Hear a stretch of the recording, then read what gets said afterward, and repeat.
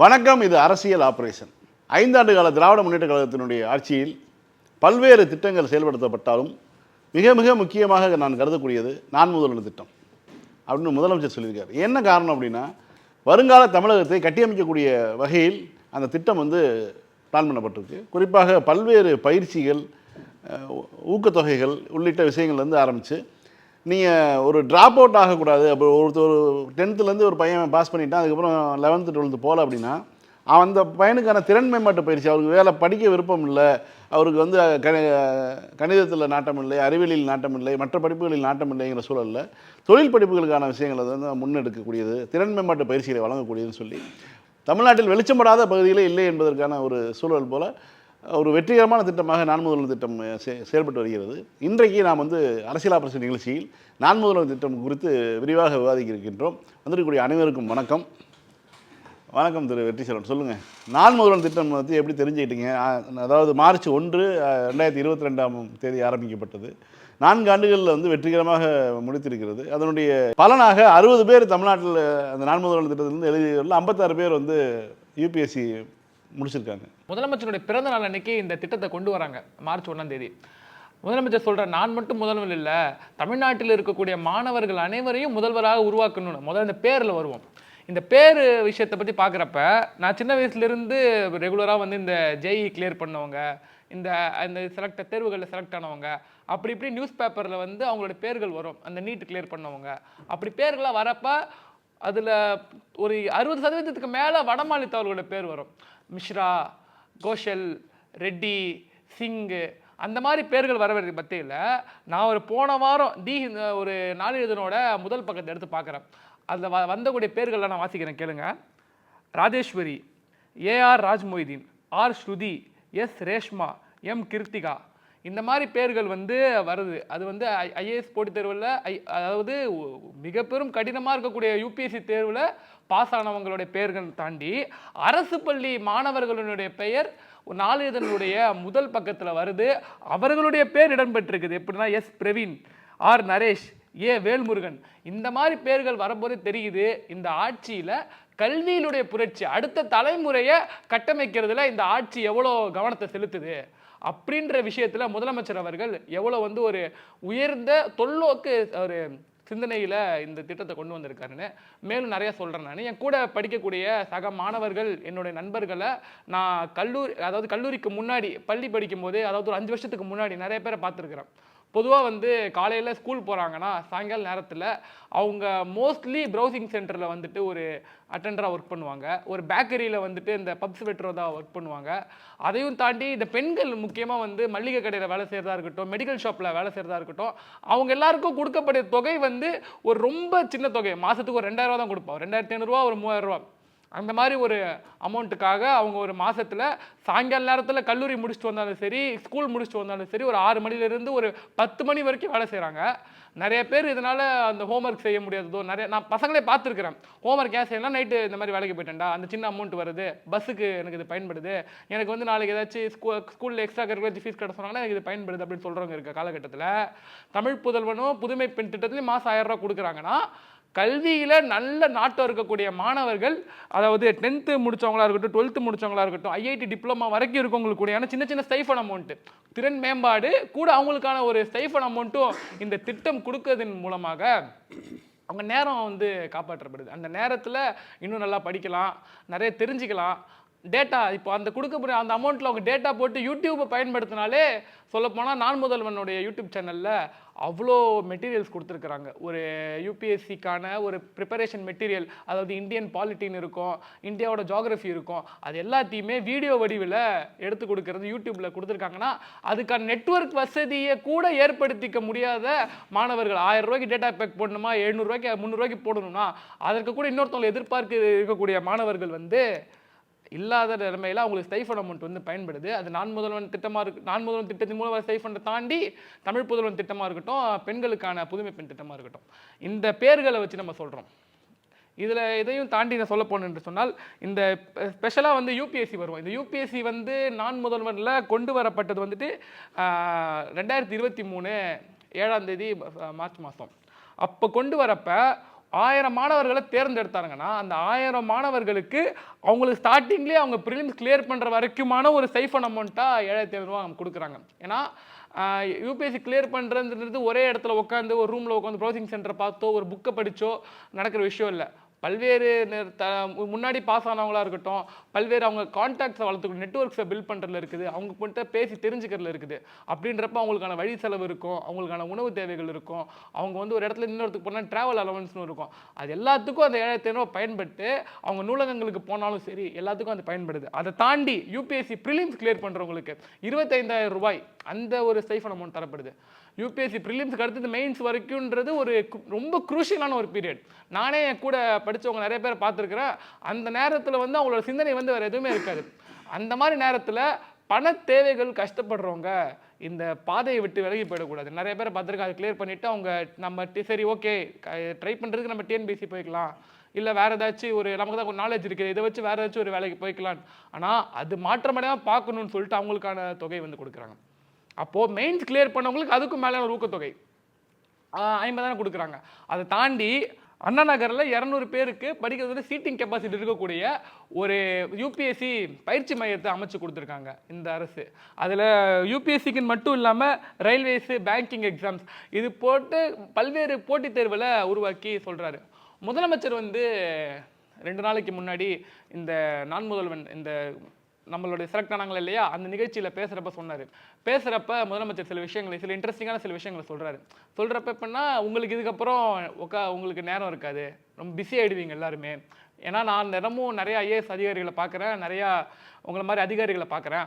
அவங்க எல்லாருக்கும் உட்காரத்துக்கு டைம் இருக்குல்ல, ரெஸ்ட் எடுக்கிறதுக்கு டைம் இல்லை, ரெஸ்ட்டுனே ஒன்று இருக்காது. அதுக்காக நீங்கள் உழைக்க உங்களை தயார்படுத்திக்கணும். ஆனால் அதே நேரத்தில் உங்களுடைய குடும்பங்களுக்கு ஒரு 5 நிமிஷமாச்சு செலவிடுங்க அப்படின்னு முதலமைச்சர் சொல்கிறாரு. அவங்களுக்கு 5 நிமிஷம் ஃபோன் அடித்து சாப்பிட்டீங்களான்னு கேளுங்க, அவங்க மாத்திரை போட்டாங்களான்னு கேளுங்க வீட்டில் இருக்கவங்கள அப்படின்னு ஒரு முதலமைச்சர்.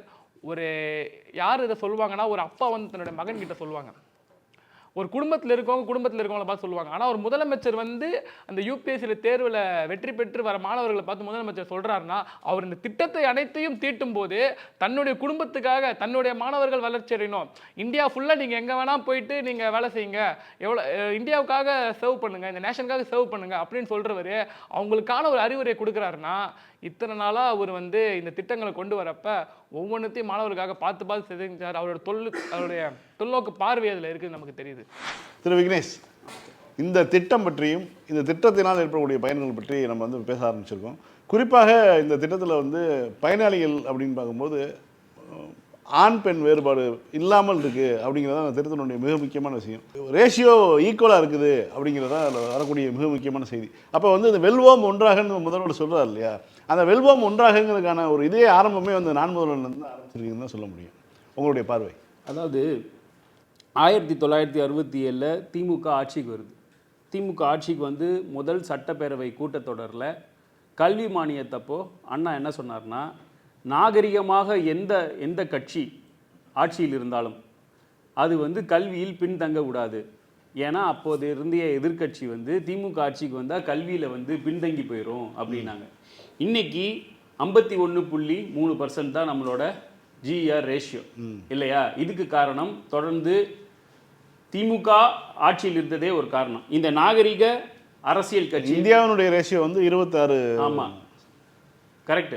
நான் சொல்றது தமிழ்நாட்டோட உயர்கல்விக்கு செல்வர்களுடைய எண்ணிக்கை இந்தியாவை விட 2 மடங்கு அதிகமாக 2 மடங்காக இருக்கு. நம்ம அண்ணா வந்து என்ன செஞ்சார்னு கேட்டால், தமிழ்நாட்டுக்கு தமிழ்நாடுன்னு பேர் வச்சார், அப்புறம் சுயமரியாதை திருமணத்துக்கு சட்டம் இயற்றினார், அப்புறம் இருமொழி கொள்கை கொண்டு வந்தார்ன்றது அவரே சொன்னது. ஆனால் எவ்வளோ மைன்யூட்டாக ஒர்க் பண்ணியிருக்காங்க அந்த நுவான்சஸ்ன்றதை வந்து புரிஞ்சுக்கணும். அண்ணா என்ன பண்ணுறாருனா, அப்போது இருந்த மெடிக்கல் காலேஜ் எக்ஸாமினேஷன் ரிசல்ட்ஸ் இருக்குல்ல, அதோட பேப்பர் உங்ககிட்ட இருக்காது.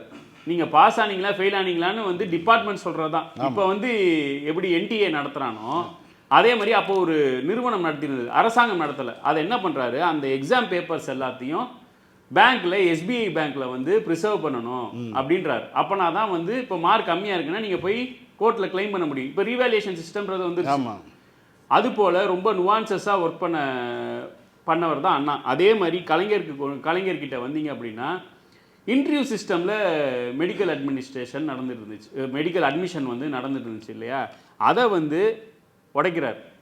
அதை வந்து எம்ஜிஆரே உடைக்கிறார். இன்டர்வியூவை உடைச்சிட்டு வந்து என்ட்ரன்ஸ் எக்ஸாம் கொண்டு வரார். என்ட்ரன்ஸ் எக்ஸாம் எல்லாத்தாலையும் அஃபோர்ட் பண்ண முடியாது. கரெக்டாக பயிற்சி வேணும். இப்போ எப்படி நீட் இருக்கோ அதே மாதிரி தான். அதையும் உடைக்கிறதுக்கு என்ன பண்ணுறாரு, என்ட்ரன்ஸ் எக்ஸாம்ன்றதையே வந்து அபாலிஷ் பண்ணுறார். அதனால தான் வந்து கல்வி இந்த 51.3% வந்து காமராஜர்கிட்டேருந்து ஆரம்பிக்கிறோம். காமராஜர் வந்து ஆட்சிக்கு வந்தோடனே திமுக கொண்டாடுச்சு இல்லையா, ராஜாஜியை பள்ளிகளை மூடிய ராஜாஜியை வீழ்த்திய காமராஜருக்கு விழா எடுப்போம்ன்ற அளவுக்கு வந்து பாராட்டுகிறோம், மகிழ்கிறோம். ஒரு சூத்திர கையில் தமிழ்நாட்டினுடைய முதலமைச்சர் பதவி வருதுங்கிறது திமுகவுக்கு இதுதான். அதனால தான் இந்த 51.3% வந்துச்சு.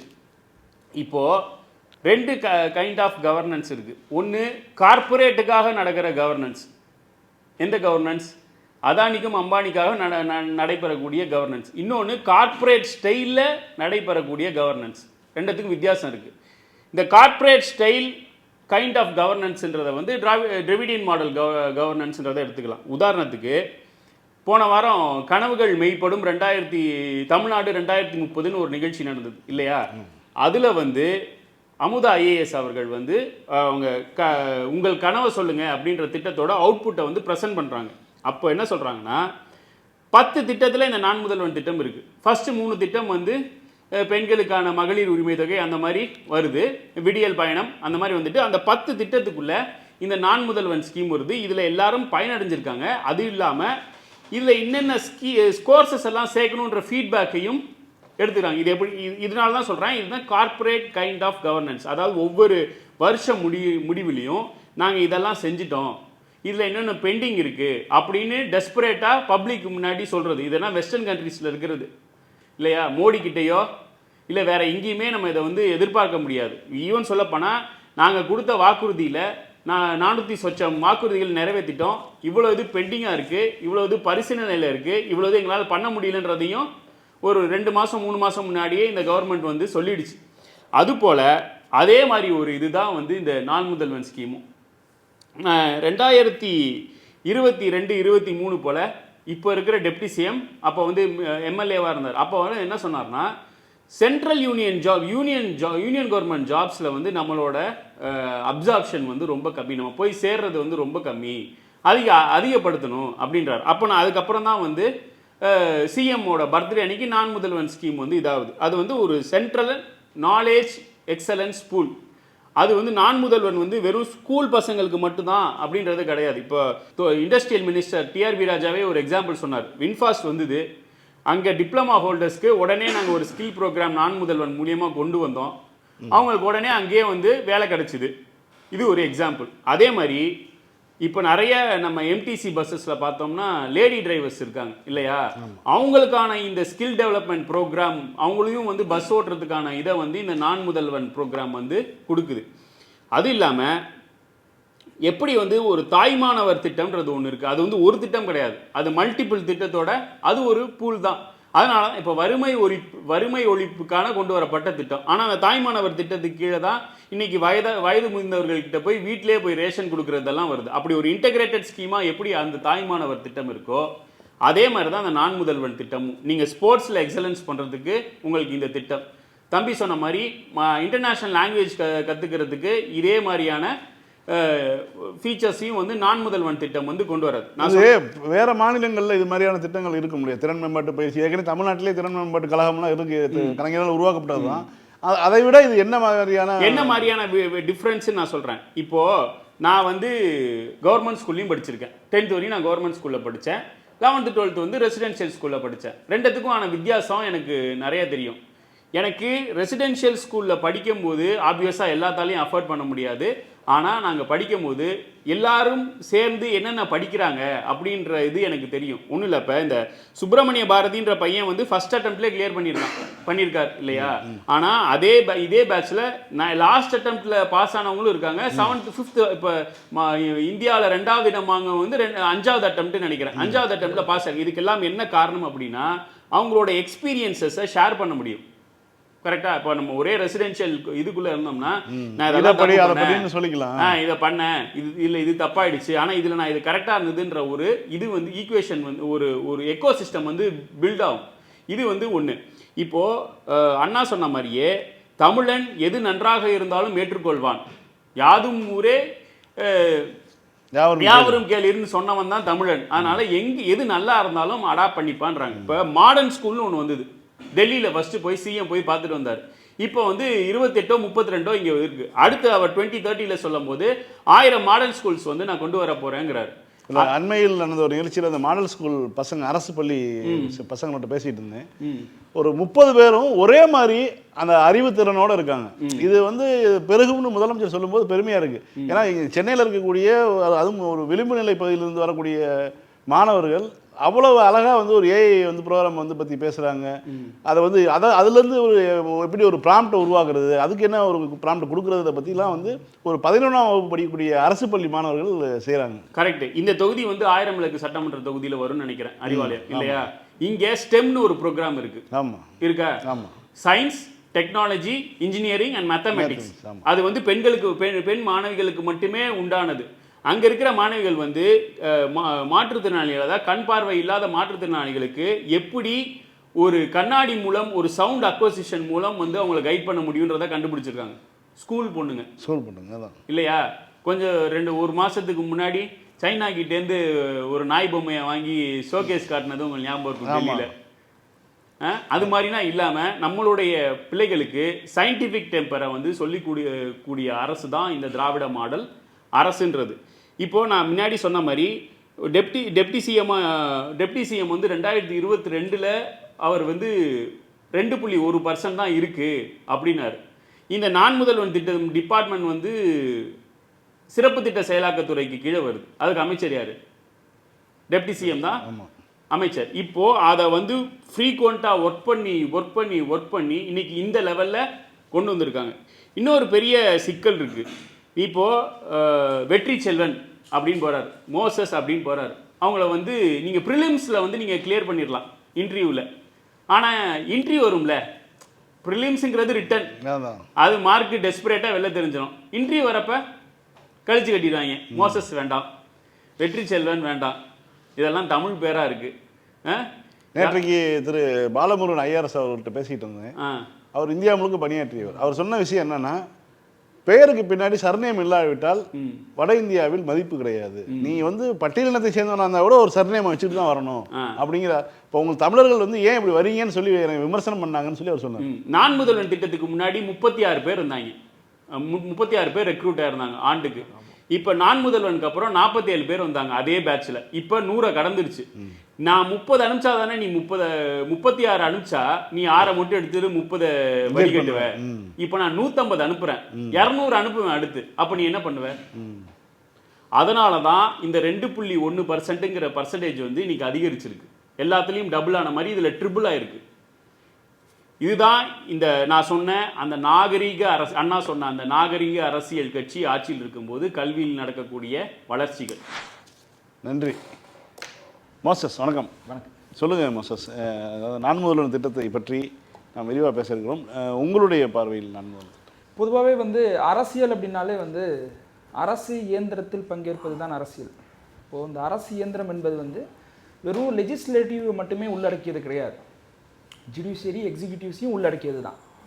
அப்போது அந்த எக்ஸிக்யூட்டிவ்ஸ் நிர்வாகத்துறையில் நம்ம தமிழ்நாட்டை சார்ந்த பிள்ளைகளை நம்ம அதில் அனுப்புகிற அந்த பார்வை இருக்குல்ல, அவங்கள வந்து அப்லிஃப்ட் பண்ணக்கூடிய அந்த ஸ்கீம்ஸ் மூலிமா அப்லிஃப்ட் பண்ணக்கூடிய அந்த பார்வை இருக்குல்ல, இதுதான் திராவிடியன் மாடலுடைய சக்ஸஸ் பண்ணுறேன். பொதுவாகவே வந்து 60 பேர் யூபிஎஸ்சி எக்ஸாமில் கிளியர் பண்ணியிருக்கிறாங்க. அந்த 60 பேரில் 56 பேர் நான் முதல்வன் திட்டத்தின் கீழே வந்து பலனடைஞ்சவங்க. அதுலேயும் குறிப்பாக அரசு பயிற்சி மையத்தில் படித்தவங்க 39 பேர். இதில் வந்து ப்ளிரிம்ஸ் கிளியர் பண்ணவங்களுக்கு வந்து அரசாங்கம் வந்து 7500 ரூபாய் ஊக்கத்தொகை கொடுக்குறாங்க. மெயின்ஸ் கிளியர் பண்ணவங்களுக்கு வந்து 25000 ரூபாய், இன்டர்வியூ வரைக்கும் போனவங்களுக்கு வந்து 50000 ரூபாய் கொடுக்குறாங்க. இது என்ன விதமான ஒரு பார்வைன்னா, நான் ப்ளிரிம்ஸ் வரையும் போயிட்டேன், அதுக்கப்புறம் மெயின்ஸ் கிளியர் பண்ண முடியல, அப்போ ஃபெயிலியரையும் அப்ரிஷியேட் பண்ணக்கூடிய ஒரு அரசு இருக்குல்ல, இதுதான் ஒரு இன்க்ளூசிவ் கவர்மெண்ட்னு சொல்கிறது. பொதுவாகவே வந்து கான்ஸ்டியூஷனில் வந்து ரைட் டு எஜுகேஷன் அப்படின்றது வந்து fundamental rights. Free and compulsory education கொடுக்கணுன்றது வந்து டைரக்டிவ் பிரின்சிபல்ஸ் ஆஃப் ஸ்டேட் பாலிசியில் இருக்குது. இந்த ஃப்ரீ அண்ட் கம்பல்சரி எஜுகேஷன் இருக்குல்ல, இதை வந்து குவான்டிட்டி, குவாலிட்டி, ஈக்குவாலிட்டி சமமாக கொடுக்கக்கூடிய ஒரு அரசு இருக்குல்ல, இந்தியாவிலேயே திராவிடியன் மாடல் அரசு தான் அதை சமமாக கொடுக்குது. மற்ற மாநிலங்களில் நீங்கள் போனீங்கன்னா குவான்டிட்டி இருக்கும், குவாலிட்டி இருக்காது, குவாலிட்டி இருக்கும், ஈக்குவாலிட்டி இருக்காது. அப்போ எல்லாருக்கும் சமமாக அதை கொடுக்கக்கூடிய அந்த பார்வை இருக்குல்ல, இதுதான் திராவிட மாடலுடைய அரசியல் சக்சஸ். இடதுசாரி அரசியல பேசக்கூடிய எல்லா அரசியல் கட்சிக்குமே, அம்பேத்கரி அரசியல பேசக்கூடிய எல்லா அரசியல் கட்சிக்குமே உரிமையானது தான் இந்த திராவிட அரசியல். இது வெறும் திமுக திகாக்கு மட்டுமே வந்து சொந்தமானது கிடையாது. யாரெல்லாம் இடதுசாரி அரசியல் பேசுறாங்களோ எல்லாருக்கும் எல்லாம்னு பேசக்கூடிய எல்லாருக்குமே அது சொந்தமானது. திராவிட அரசியலுடைய அந்த பர்ஸ்பெக்டிவ் எப்படி இருக்கும், இதற்கு எதிராக இருக்கக்கூடிய ஆரிய அரசியலை பேசக்கூடியவங்களுடைய பர்ஸ்பெக்டிவ் எப்படி இருக்கும்னா, ரொம்ப சிம்பிளா சொல்லுவோம். நேஷனல் எஜுகேஷன் பாலிசியை இம்ப்ளிமெண்ட் பண்ண ஸ்டேட்ஸ் இருக்குல்ல, அந்த ஸ்டேட்ஸ்ல நடந்த சர்வேல டிராப் அவுட் ரேட் 5.23% அதிகரிச்சிருக்கு. எங்கெல்லாம் வந்து நேஷனல் எஜுகேஷன் புதிய கல்விக் கொள்கை 2020. ஓகே. ஆனா தமிழ்நாட்டு திராவிட அரசியல் இதுக்கு மாற்று என்ன பண்ணிருக்கிறோம்னா, உயர்வுக்கு படின்னு சொல்லிட்டு ஒரு திட்டத்தை வச்சிருக்கிறோம். என்னன்னா 10th முடிச்சதுக்கு அப்புறமா பிள்ளைங்க ஒருவேளை +1 அவங்க போல, +2 போல, காலேஜுக்கு போலன்னா அங்க இருக்கக்கூடிய டிஸ்ட்ரிக்ட் கலெக்டர் அதை மானிட்டர் பண்ணி அந்த பிள்ளைகளாண்ட போயிட்டு தேடியே போறாங்களே. ஆமா, தேடி போயிட்டு ஏன் அவன் வந்து அடுத்தது ஹையர் எஜுகேஷன் போல அப்படின்னு அவங்கள அப்லிஃப்ட் பண்றது இருக்குல்ல, உயர்வுக்கு படி. அதுதான் அப்போ ஒருவரையும் விட்டுறக்கூடாதுன்ற இந்த பார்வை இருக்குல்ல, இதுதான் திராவிட அரசியலுடைய சக்சஸ்ன்ற. நான் ஆனால் அங்கே எப்படி பாருங்க, ஃபில்டர் பண்ற சிஸ்டம், நேஷனல் எஜுகேஷன் பாலிசி மூலம் ஃபில்டர் பண்ற சிஸ்டம். எப்பவுமே திராவிட அரசியல்ன்றது வந்து சயின்டிஃபிக்கா ஸ்டூடெண்ட்ஸை வந்து என்கரேஜ் பண்ணும். நம்ம என்ன பண்ணுவோம், புரட்சியாளர் அம்பேத்கர், தந்தை பெரியார் அவர்களுடைய காட்டி நாங்கள் வந்து பிள்ளைகளுக்கு வந்து பகுத்தறிவோட அரசியலை நம்ம சொல்லிக் கொடுப்போம், எஜுகேஷன் நம்ம சொல்லிக் கொடுப்போம். அவங்க என்ன பண்ணுவாங்க, சவார்கரை வந்து காட்டி, இவர் வந்து சுதந்திர போராட்டத்தின் போது வந்து அந்தமான் சிறையில் இருக்கும்போது ஜன்னல் வழியா வந்த புல்புல் பறவையில வந்து அங்கிருந்து தப்பிச்சு வெளியில போயிட்டாரு, வெளியில வந்துட்டாரு. வெளியில வந்து என்ன பண்ணாரு, மன்னிப்பு கடிதம் எழுதி கொடுத்துட்டு பென்ஷன் வாங்கி சாப்பிட்டாரு. இந்த மாதிரி பேசக்கூடியவங்க. நம்ம இஸ்ரோக்கு சயின்டிஸ்ட் அனுப்புவோம். அவங்க என்ன பண்ணுவாங்க, நம்ம சயின்டிஸ்ட் சந்திராயன் 3 வடிவமைச்சு நம்ம ஸ்பேஸ்க்கு அனுப்பணும்னா அந்த ஸ்பேஸ்க்கு வந்து சிவசக்தின்னு பேர் வைக்கக்கூடிய வேலையை செய்வாங்க. நம்ம என்ன பண்ணுவோம், டார்வின் தேரியை பேசி மாணவர்களுக்கு நம்ம சொல்லிக் கொடுப்போம். அவங்க என்ன பண்ணுவாங்க அப்படின்னா, பிளாஸ்டிக் சர்ஜரி உலகத்திலே முதல்ல யாருக்கு பண்ணதுன்னா விநாயகருக்கு தான் பண்ணோம் அப்படின்னு அந்த அரசியல் பேசுவாங்க. நம்ம வந்து ரைட் பிரதர்ஸ் தான் வந்து விமானத்தை கண்டுபிடிச்சாங்க அப்படின்னு நம்ம சொல்லிக் கொடுப்போம். அவங்க என்ன பண்ணுவாங்க, ரைட் பிரதர்ஸ்க்கு முன்னாடியே ராமர் புஷ்பகர விமானத்தில் வந்து பறந்து போனாரு அப்படின்னு பிற்போக்குத்தனமான அரசியலை சொல்லிக் கொடுக்கக்கூடிய ஒரு வேலையை தொடர்ச்சியாக அவங்க செய்வாங்க. திராவிட அரசியலில் வந்து எப்பவுமே ஆரிய அரசியல் எதிராக தான் பார்க்கும். ஏன் அப்படின்னா, நம்ம பேசக்கூடிய அரசியல் அவங்களுடைய சித்தாந்தத்துக்கு எதிரானது, அவங்களுடைய கொள்கைக்கு எதிரானது. இதிலும் குறிப்பாக school drop outs rate India முழுவதுமே கடந்த 10 வருஷத்துல 89,440 ஸ்கூல்ஸ் வந்து க்ளோஸ் பண்ணியிருக்கிறாங்க இந்தியா முழுவதும். ஆமா, அரசு பள்ளிகள் நான் சொல்றேன், அரசு பள்ளிகள் 89,440 ஸ்கூல்ஸ். இதில் மத்திய பிரதேசில் மட்டும் எவ்வளோன்னா 29,410 ஸ்கூல் அரசு பள்ளிகளை க்ளோஸ் பண்ணியிருக்கிறாங்க மத்திய பிரதேசில். உத்தரப்பிரதேஷ் 25,126 ஸ்கூல்ஸ். தமிழ்நாட்டில் நம்ம வெறும் 208 ஸ்கூல்ஸ் தான், அதுவும் 0 அட்மிஷன். ஒரு அட்மிஷன் கூட அங்கே நடக்கலை. நம்ம ஒரு இத்தனை ஸ்டூடெண்ட்ஸ்க்கு இவ்வளவு அரசு பள்ளிகள் இருக்கணும்னு ஒரு ரேஷியோ இருக்கும்ல, அதை விட சர்ப்ளஸாக தான் நம்ம வச்சுட்டு இருக்கோம். அப்போது இங்கே நம்ம எஜுகேஷனுக்கு கொடுக்கக்கூடிய அந்த இம்பார்ட்டன்ஸ், அவங்க எஜுகேஷனுக்கு கொடுக்கக்கூடிய இம்பார்ட்டன்ஸ், நிறைய இடங்களில் வந்து தமிழ்நாடு வந்து அரசு பள்ளிகள்லாம் மூடிட்டாங்க, க்ளோஸ் பண்ணிட்டாங்கன்னு ஒரு பொய் வதந்தியை கலப்பினாங்க. அவங்களுக்காக சொல்லப்பட்ட டேட்டா தான். இங்கே மத்திய பிரதேசில் யூபிலையும் பிஜேபி தான் வந்து ரூலிங் ஸ்டேட்டாக இருக்குது. இந்த டிராப் அவுட் ரேஷியோ வந்து 2016 வந்து பார்லிமெண்ட்டில் ஒரு கேள்வி எழுப்புறாங்க. ரமேஷ் பொக்ரியா அப்படின்றவர் ஒரு எழுப்பப்பட்ட கேள்விக்கு அவங்க சொன்ன பதில் என்ன தெரியுமா, 2015-16 தமிழ்நாட்டில் வந்து ஏடிஎம்கே கவர்மெண்ட், அப்போ தமிழ்நாட்டில் இருந்த டிராப் அவுட் ரேஷியோ 8% இருந்தது. அடுத்த வருடம் 2017-18 கிட்டத்தட்ட 18%, 100 மடங்கு டிராப் அவுட் வந்து இன்க்ரீஸ் ஆயிடும். இப்போ சமீபத்தில் வந்து பார்லிமெண்ட்டில் கேட்ட சஞ்சய் சிங் அப்படின்ற ஒரு ராஜ்யசபாவில் அவர் கேட்ட கேள்விக்கு கொடுத்த பதில் என்ன தெரியுமா, 2025 பிரைமரி ஸ்கூல்லையும் அப்பர் பிரைமரி ஸ்கூல்லையும் 0 டிராப் அவுட். இதுதான் நம்மளுடைய சக்ஸஸ். அப்போ அந்த 0 டிராப் அவுட் நம்ம எப்படி இம்ப்ளிமெண்ட் பண்ணோம் அப்படின்னா, காலை உணவு திட்டம் குழந்தைங்களுக்கு நம்ம கொடுக்குறது, பசங்களுக்கு வந்து அந்த உயர்வுக்கு படி அப்படின்ற ஸ்கீம்ஸ் மூலிமா யாருமே வந்து ஸ்கூலை விட்டு நின்றுட்டாங்களா உடனே அவங்கள கேர் பண்ணி அவங்கள நம்ம மேலே கொண்டு வருது. இது மட்டும் கிடையாது, தமிழ்நாடு கவர்மெண்ட் வந்து அந்த எஜுகேஷனுக்கு செலவு பண்ணக்கூடிய பணம் இருக்குல்ல, சென்ட்ரலைஸ்டு யூனிவர்சிட்டிஸ் இருக்குது மத்திய பல்கலைக்கழகங்களில், அதில் தமிழ் கவர்மெண்ட் ஸ்கூல்ஸில் படித்த நம்ம பிள்ளைங்க அதில் போகிறாங்க அப்படின்னா அவங்களுடைய மொத்த கல்வி கட்டணத்தையுமே அந்த எஜுகேஷனல் எக்ஸ்பென்சஸ் எல்லாத்தையுமே தமிழ்நாடு கவர்மெண்ட் பேர் பண்ணுது. இதுதான் திராவிட மாடல் அரசியல்.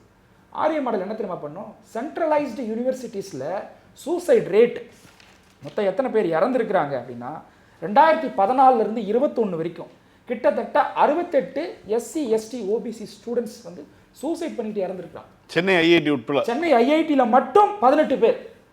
நம்ம என்ன பண்ணுறோம், சென்ட்ரலைஸ்டு யூனிவர்சிட்டிலையும் நம்ம பிள்ளைங்க படிக்கக்கூடிய மாணவர்களுக்கான கல்வி செலவை நம்மளே பேர் பண்ணுறோம். யூனியன் கவர்மெண்ட் நினச்சா கவர்மெண்ட் ஸ்கூல்லேருந்து வரக்கூடியவங்களுக்கு டோட்டல் எஜுகேஷனல் எக்ஸ்பென்சஸை நாங்கள் பேர் பண்ணுறோம்னு சொல்லிட்டு போகலாம். பட் அவங்களுடைய பார்வை எஜுகேஷன் சர்டன் கம்யூனிட்டிக்கு ப்ரொஹிபிட்டட். இது ஏதோ 2000 வருஷத்துக்கு முன்னாடி இருந்ததுன்னு நம்ம சொல்கிறோம், அப்படிலாம் கிடையாது. அதை நவீன வடிவத்தில் தான் இவங்க வந்து நேஷனல் எஜுகேஷன் பாலிசியில் கொண்டு வந்திருக்கிறாங்க. நம்ம எல்லாருக்கும் அது கிடைக்கணுன்றோம். அவங்க என்ன பண்ணுறாங்க, அதை ஃபில்டர் பண்ணுறதுக்காக இப்படி கொண்டு வராங்க. இதுக்கான ரீசன் என்ன தெரியுமா, சென்ட்ரலைஸ்டு யூனிவர்சிட்டிஸில் இந்த மாதிரி வந்து ஓபிசி ஸ்டூடெண்ட்ஸ் கிட்டத்தட்ட 68 பேர் சூசைட் பண்ணி இறந்துருக்கிறாங்க கடந்த 10 வருடத்தில் நம்ம இந்த டேட்டாவை கொடுக்குறோம்.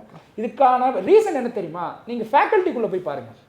ஃபேக்கல்ட்டியில் ஓபிசிக்கு மொத்தம் 27% ரிசர்வேஷனை இம்ப்ளிமெண்ட் பண்ணணும். ஆனால் சென்ட்ரலைஸ்டு யூனிவர்சிட்டியில் இருக்கக்கூடிய அந்த ஃபேக்கல்ட்டியை நீங்கள் எடுத்து பாருங்கள், அந்த ஃபேக்கல்ட்டியில் ப்ரொஃபஸர்ஸ் 4.5% தான் ஓபிசியில். அப்போ எஸ்சி எஸ்டி அதுக்கும் இன்னும் குறையும். ஓபிசியே ஜெனரல் கேட்டகரியில் இருக்கிறவங்க 90% ஸ்பேஸ் ஆக்குபை பண்ணி வச்சுட்டு இருக்காங்க, இந்த இடபிள்யூஎஸ் கேட்டகரி வகையாராக்கள். அப்போது இந்த ப்ரொஃபஸர்ஸ்க்கு 27% இம்ப்ளிமெண்ட் பண்ணுங்க, ஆனால் 4.5 தான். அசோசியேட் ப்ரொஃபஸர்ஸ் 6.5% தான். 27% இடஒதுக்கீடை ஏன்டா நீ சென்ட்ரலைஸ்டு யூனிவர்சிட்டிஸில் நீ இம்ப்ளிமெண்ட் பண்ணலை அப்படின்னு தமிழ்நாட்டில் இருக்கக்கூடிய ஓபிசி லீடர் அன்புமணி ராமதாஸ் கேட்பாரா? கேட்க மாட்டார். ஆனால் இதை கேட்ட கட்சி விடுதலை சிறுத்தைகள், எங்கள் தலைவர் கேட்டிருக்கிறார். இப்போ சொல்லுங்கள், யார் வந்து ஓபிசி மக்களுக்கான தலைவர்? நாங்கள் தான் கேள்வி கேட்டிருக்கிறோம். அடுத்தது வந்து இந்த சூசைட் ரேட், இந்த ஃபேக்கல்ட்டி ரேட்டில் மொத்தமாக வந்து இந்த ஐஐடியில் மட்டும் நடந்த இந்த இன்ஸ்டிடியூஷன்ஸ், இந்த இந்தியா முழுக்க இருக்கக்கூடிய எல்லா உயர்கல்வி நிறுவனங்கள்லையும் வட மாநிலத்தில் இருக்கக்கூடிய உயர்கல்வி நிறுவனங்களில் தமிழ் பிள்ளைகள் வந்து அங்கே நடந்த டிஸ்கிரிமினேஷனால் சூசைட் பண்ணிக்கிட்டு இறந்துருக்குறாங்க. இந்த ரேஷியோ இன்க்ரீஸ் ஆகிருக்கு. ஸோ இதையும் நம்ம கேர் பண்ணி என்ன பண்ணுறோன்னா, தமிழ்நாட்டில் மட்டும் சென்ட்ரலைஸ்டு யூனிவர்சிட்டியில் படிக்கக்கூடிய பிள்ளைகளுடைய வந்து எஜுகேஷனுக்காக மட்டும் தமிழ்நாடு கவர்மெண்ட் பேர் பண்ணல. அரசு வழியில் அரசு கல்வி பள்ளியில் படிச்சுட்டு வெளிநாட்டில் போய் படிக்கிறாங்கல்ல, அவங்களுடைய வந்து ஸ்கூல், அவங்களுடைய வந்து அந்த எஜுகேஷன் கல்வி செலவையும் அரசாங்கம் தான் ஏற்குது. அம்பேத்கர் உயர்கல்வி அயலக திட்டம், இந்த திட்டத்தில் கிட்டத்தட்ட PG and PhD SC ST students வந்து வெளிநாட்டுகளில் படிக்கிற டாப் 500 யூனிவர்சிட்டிஸ், அதில் ஆக்ஸ்போர்டில் படிக்கக்கூடிய மாணவர்கள் உட்பட சொல்கிறேன், மொத்த எக்ஸ்பென்சஸுமே தமிழ்நாடு கவர்மெண்ட் நம்ம ஏற்றுக்கிறோம். அதில் இதே மாதிரி ஸ்கீம் ஒன்று யூனியன் கவர்மெண்ட்லையும் இருக்குது. இதில் 100 நம்ம வந்து ஒரு வருஷத்துக்கு கிட்டத்தட்ட 100க்கும் மேற்பட்ட மாணவர்கள் இந்த அம்பேத்கர் அயலக உயர்கல்வி திட்டத்திற்கு கீழே பயனடைகிறாங்க. 100க்கும் மேற்பட்ட மாணவர்கள் வருஷத்துக்கு, நான் சொல்கிறேன், தமிழ்நாட்டிலேருந்து போகிறோம். நம்ம தான் அந்த ஸ்கீம் இம்ப்ளிமெண்ட் பண்ணியிருக்கோம். ஆனால் இதே வந்து யூனியன் கவர்மெண்ட் இம்ப்ளிமெண்ட் பண்ணியிருக்கு, இதே மாதிரி ஒரு ஸ்கீம் அவங்களும் வச்சுருக்காங்க. பெனிஃபிஷியரியுடைய ஸ்டூடெண்ட்ஸ் பார்த்தோன்னா 20 கூட தாண்டாது ஒட்டுமொத்த இந்தியாவிலுங்க. அப்போது ஒரு ஸ்கீம் இருக்குது, அந்த ஸ்கீமை இம்ப்ளிமெண்ட் பண்ணக்கூடாது. ஆனால் அந்த ஸ்கீம் பேரை வச்சு நம்ம ஹோட் ஹார்வெஸ்டிங் மட்டும் பண்ணணும், வாக்கு அறுவடை செய்கிறதுக்காக மட்டும் அதை பயன்படுத்திக்கிட்டோம். ஆனால் நம்ம அப்படி கிடையாது, உள்ளார்ந்து வந்து அதை நம்ம பயன்படுத்தியிருக்கோம். நீங்கள் ரொம்ப சிம்பிள், கலைத்திருவிழா நடத்துகிறாங்க, எல்லா கல்வி நிலையங்களும் கலைத்திருவிழா நடத்துகிறாங்க. அந்த கலை திருவிழாவில் வெற்றி பெற்ற மாணவர்கள் இருக்காங்கள்ல, கவர்மெண்ட் ஸ்கூலில் படிக்கக்கூடிய பிள்ளைகள், அவங்கள ஜப்பானில் நடந்த இன்டர்நேஷ்னல் ஃபிலிம் ஃபெஸ்டிவலுக்கு அரசாங்கமே கூட்டு போயிருக்குங்க. நம்ம பிள்ளைகள் எல்லாமே மோடி சும்மா சுற்றிட்டு வர்ற ஊரெல்லாம் போயிட்டு எந்த பிரயோஜனமும் கிடையாது. நம்ம பிள்ளைங்க இன்னைக்கு வந்து எஜுகேஷன் டூர்ன்ற பேரில் உலகத்தில் இருக்கிற பல நாடுகளுக்கு போயிட்டு வந்து சுற்றி பார்த்துட்டு வராங்க. இது எந்த அளவுக்கு நம்ம என்ன காட்டுறோம் அவங்களுக்கு, இந்த உலகத்தை காட்டுறோம். இங்கிலீஷ் லாங்குவேஜை நம்ம அவங்களுக்கு சொல்லிக் கொடுக்குறோம். ரொம்ப வெக்கக்கேடான ஒரு விஷயம், IELTSன்னு ஒரு டெஸ்ட் இருக்குங்க, international English language testing system exam. அந்த எக்ஸாம் பேர், இதில் குஜராத்தில் இருந்து கிட்டத்தட்ட 950 பேர் ஃபேக்காக சர்டிஃபிகேட்டை ரெடி பண்ணி கனடாவுக்கும் அமெரிக்காவும் எனக்கு இங்கிலீஷ் தெரியும்னுட்டு ஃபேக்காக சர்டிஃபிகேட் ரெடி பண்ணி போயிருக்கான். இப்போ சமீபத்தில் வந்து நடந்த விசாரணையில் அது தெரிய வந்தது. இப்படி ஒரே ஒரு ஸ்டூடெண்ட் நீங்கள் தமிழ்நாட்டை காட்டுக்கு பார்க்கலாம், இந்த மாதிரி ஃபேக்காக ரெடி பண்ணிட்டு போயிட்டாங்க. அது இந்தியாவிலேயே டோஃபல்லையும் IELTSலையும் அதிகமாக தேர்ச்சி பெற்று வெளிநாடுகள் செல்லக்கூடிய மாணவர்கள் தமிழ்நாட்டில் தான். அது அப்போது நம்மளுடைய அந்த டியூவல் பாலிசி இருக்குல்ல, டியூவல் லாங்குவேஜ் பாலிசி இருக்குல்ல, இதுக்கு கிடைச்ச சக்ஸஸ் இது. நீ குஜராத்துக்கு வந்து தமிழ்நாட்டுக்கு கிடைக்க வேண்டிய வந்து சமக்ஷர சிக்ஷா கல்வியை கொண்டு போயிட்டு டைவர்ட் பண்ணி நீ குஜராத்துக்கும் யூபிக்கும் கொடுக்குற 2150 கோடி நீ எதுவுமே டைவர்ட் பண்ணி கொடுத்து என்ன பிரயோஜனம்? ஆனால் அவங்க இங்கிலீஷ் டெஸ்ட்டில் வந்து பாஸ் பண்ண முடியாமல் ஃபேக்காக சர்டிஃபிகேட் ரெடி பண்ணிக்கிட்டு தான் இங்கேருந்து அங்கே போகிறான். உத்தரப்பிரதேசில் பெண்கள் மீது நடத்தக்கூடிய அந்த வன்முறையை தடுப்பதற்கு அவன் வந்து ஒரு திட்டத்தை போட்டான் யூபியில். யோகி ஆதித்யநாத் என்னன்னா, பெண் பிள்ளைங்க 6 மணிக்கு மேலே டியூஷனுக்கு போகக்கூடாது, நம்ம இல்லம் தேடி கல்வின்ற ஒரு சிஸ்டத்து மூலிமா பிள்ளைகளை விட்டுறக்கூடாதுன்னு போயிட்டு கேட்ச் பண்ணுறோம். இப்போது நம்மளுடைய அந்த ஐடியாலஜி, திராவிட அரசியலை பேசக்கூடிய அந்த சித்தாந்தத்தை பேசக்கூடிய ஒரு அரசு அதிகாரத்தில் இருந்தால் என்னெல்லாம் நம்ம செய்வோம், அதே இதற்கு எதிராக கோட்பாட்டு இருக்கக்கூடியவங்க அதிகாரத்தில் இருந்தால் என்னெல்லாம் பண்ணுவாங்க. இத்தனைக்கும் நம்மக்கிட்ட வந்து பெரிய அந்த டேக்ஸ் கலெக்டிங் பவர் எல்லாத்தையும் டைலூட் ஆயிடுச்சு.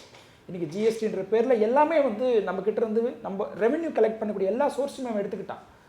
நம்மளுக்கு கொடுக்க வேண்டிய நிதியும் கொடுக்கறது கிடையாது. பட் அப்படி இருந்தோம் இந்த கிரைசிஸ்லேயும் எல்லா சூழ்நிலையும் இருக்கும்போது இதெல்லாம் நம்ம பண்ணுறதில்ல. எல்லா சூழ்நிலையும் நம்மக்கிட்ட இருந்து பறிக்கப்பட்டிருக்கு. ஆனால் இந்த சுச்சுவேஷன்லேயும் எஜுகேஷனுக்கு நம்ம கொடுக்கக்கூடிய அந்த இம்பார்ட்டன்ஸ் இருக்குல்ல, இதுதான் தமிழ்நாடுடைய growth. கிராஸ் என்ரோல்மெண்ட் ரேஷியோவில் இவங்க நேஷனல் எஜுகேஷன் பாலிசியில் இவங்க ஒரு டார்கெட்டை ஃபிக்ஸ் பண்ணுறாங்க. 2035 நம்ம வந்து 50% நம்ம அடையணுன்றது இவங்க இலக்காக ஃபிக்ஸ் பண்ணுறாங்க. இப்போ பரதேசினாயே நாங்கள் ஆல்ரெடி அதை அடைஞ்சிட்டோம். நம்ம ஆல்ரெடி அதை அடைஞ்சிட்டோம். எப்படி அடைஞ்சோம்? நம்மளுடைய திட்டங்கள் மூலிமா, நம்மளுடைய எஜுகேஷன் ஸ்கீம்ஸ் மூலிமா. அப்போ இவனுக்கு இதுதான் கண்ணை உறுத்துது. அப்போ தமிழ்நாட்டை ஃபோக்கஸ்டாக ஒர்க் பண்ணுறோம். இங்கே எப்படியாச்சும் இந்த கவர்மெண்ட்டை இந்த இடத்துல இருந்து நம்ம அப்புறப்படுத்திட்டா மட்டும்தான் நம்மளுடைய பிற்போக்கு அரசியலை கொண்டு வந்து இங்கே புகுத்த முடியும். அப்போ அதுக்கு அவன் எடுத்திருக்கிற ஒரு பொய் பிரச்சாரம், கல்வியை அப்புறப்படுத்திட்டா தான் அந்த இடத்துல வர முடியுங்கிறதுல ரொம்ப தெளிவாக இருக்கு. எஜுகேஷன் அவங்ககிட்ட இருந்து ரிமூவ் பண்ணிட்டு அவனை திங்க் பண்ண விட முடியாதுல்ல. அதை தான் வந்து அவன் தொடர்ச்சியாக செஞ்சுட்டு இருக்கிறான். வேற ரெண்டாவது இன்னொரு விஷயம் வந்து தமிழ்நாட்டுடைய அரசு பள்ளிகள் இருக்குல்ல, இந்தியாவிலேயே கவர்மெண்ட் ஸ்கூல்ஸில் அதிகமாக வந்து இன்டர்நெட் ஃபெசிலிட்டிஸ் இருக்கக்கூடிய ஒரே மாநிலம் எதுன்னா தமிழ்நாடு தான். அப்போது எவ்வளோ மைக்ரோ லெவலில் நம்ம ஒர்க் பண்ணுறோன்னு பாருங்கள். யாரையும் விட்டுறக்கூடாது, எல்லாருக்குமே வந்து ஒரு திட்டங்களை போட்டு அந்த பிள்ளைகளை மேலே கொண்டு வரணும் அப்படின்றது வந்து நம்மளுடைய பாலிசி மேக்கிங்கில் வச்சுருக்குறாங்க. அதுதான் சொன்னேன், ஃப்ரீ அண்ட் கம்பல்சரி எஜுகேஷனை டைரக்டிவ் பிரின்சிபல்ஸ் ஆஃப் ஸ்டேட் பாலிசியில் கான்ஸ்டியூஷனில் இருக்குது. ஃப்ரீயாகவும் கம்பல்சரி எஜுகேஷனை ஒரு ஸ்டேட்டு கொடுக்கணும். அதை எப்படி கொடுக்கணும்? குவாலிட்டியாகவும் குவான்டிட்டியாகவும் ஈக்குவாலிட்டியாகவும் கொடுக்கக்கூடிய ஒரு அரசாக தான் நம்மளுடைய அரசாங்கம் இருக்குது. ஸ்கூல் போகிற பிள்ளைங்களா, கவர்மெண்ட் ஸ்கூலில் படித்த பிள்ளைங்களா 1000 ரூபாய், பெண்களுக்கு பெண் மாணவிகளுக்கு ஒரு 1000 ரூபாய். இது வந்து ஏதோ ஒரு 1000 ரூபான்னு நம்ம நினைக்கிறோம், அது கிடையாது. அந்த மணின்றது வந்து அவனுடைய எஜுகேஷன் எம்பவர்மெண்ட். அந்த காசுக்கு பின்னால் இருக்கக்கூடிய நோக்கம் ஏதோ இப்போ மிட்டாய் வாங்கி சாப்பிடுன்னு கொடுக்குறது கிடையாது. அந்த ஸ்கீம்ஸ் மூலிமா நீ என்ன சொல்ல வர அப்படின்னா, எஜுகேஷன் ரீதியாக நம்ம அவங்களை எம்பவர்மெண்ட் பண்ணுறோம். தொடர்ந்து வந்து இந்த திராவிட அரசு வந்து, அதாவது நான் சொல்கிறது 1967 சொல்கிறேன், நம்ம கொண்டு வந்த அந்த ஸ்கீம்ஸ் உடைய விளைவு தான் இன்றைக்கி கிராஸ் என்ரோல்மெண்ட் ரேஷியோவில் நம்ம 50% தாண்டிட்டோம் அப்படின்னு நம்ம பெருமை அடிச்சுக்கிறோம்னா இது எதுவும் நேற்று நடந்த விஷயம் கிடையாது. தொடர்ச்சியாக இதுக்கு நம்ம கொடுத்த முக்கியத்துவம் இருக்குல்ல. நான் வந்து பட்டாபுரமில் இருக்கக்கூடிய டிஆர்பிசிசி ஹிந்து காலேஜ், கவர்மெண்ட் எய்டட் காலேஜில் தான் நான் படித்தேன், எக்கனாமிக்ஸ் படித்தேன். நான் படிக்கும்பொழுது வந்து அந்த காலேஜ் ஸ்டூடெண்ட்ஸ் யூனியன் சேர்மனாக இருந்தேன் நான். அந்த காலேஜில் கவர்மெண்ட் எய்டட் காலேஜ் மதியானம், அது ப்ரைவேட் காலேஜ் தான், கவர்மெண்ட் சப்போர்ட் நடக்கக்கூடிய காலேஜ், ஷிஃப்ட் 1ல் மட்டும் மதியானம் வந்து சாப்பாடு, அதாவது எக்கனாமிக்காக வீக்கராக இருக்கக்கூடியவங்களுக்கு வந்து அவங்க அதில் பதிவு பண்ணிக்கிட்டாங்கன்னா ஃப்ரீ மீல் காலேஜ் வந்த பசங்களுக்கு, ஸ்கூலில் இல்லை கிடையாது, காலேஜ். இன்றைக்கும் அந்த ஸ்கீம் இம்ப்ளிமெண்ட் பண்ணிட்டு இருக்காங்க. நான் ரீசெண்டாக வந்து அந்த காலேஜில் நடக்கக்கூடிய ஒரு ஃபங்க்ஷனுக்கு கெஸ்ட்டாக போயிருந்தேன். இப்போ பார்க்குறேன், நான் வந்து தட்டை வச்சுக்கிட்டு நம்ம அங்கே நின்று சாப்பாடு வாங்கி சாப்பிட்ருக்கோம். அந்த அனுபவம் எனக்கு இருக்குது. இன்றைக்கி பார்க்குற மதியானம் அந்த ஃபங்க்ஷன் முடிச்சுட்டு வெளியே வந்து பார்க்குறேன், இன்னமும் வந்து அந்த நூன் மீல் சப்ளை பண்ணுறாங்க ஃப்ரீயாக, கவர்மெண்ட் எய்டட்ல நடக்குது. ஓகே, எப்படி எவ்வளோ மைக்ரோ லெவலில் நம்ம திங்க் பண்ணுறோம். கல்வியை பற்றி வந்து இதன் காரணமாக, உணவின் காரணமாக கூட இந்த இதுலையும் உயர்கல்வி தடவை அவன் ஸ்கூல் பசங்களுக்கு கொடுக்குறேன்னா அதில் ஒரு லாஜிக் இருக்குது. காலேஜ் வரைக்கும் வந்துட்டான், சரி அவன் எங்கன்னா வெளியில் விட்டுடலாம் இல்லையா? கிடையாது. டேரக்டர்கிட்ட, அவங்க அந்த கல்லூரியுடைய டேரக்டர்கிட்ட பேசினேன், நான் படிக்கும்போது இந்த ஸ்கீம் இருந்தது, இப்போ வரைக்கும் அதை சக்ஸஸ்ஃபுல்லாக கொண்டு போகிறீங்களேன்னு சொன்னார். ரொம்ப பெருமையாக சொன்னார்.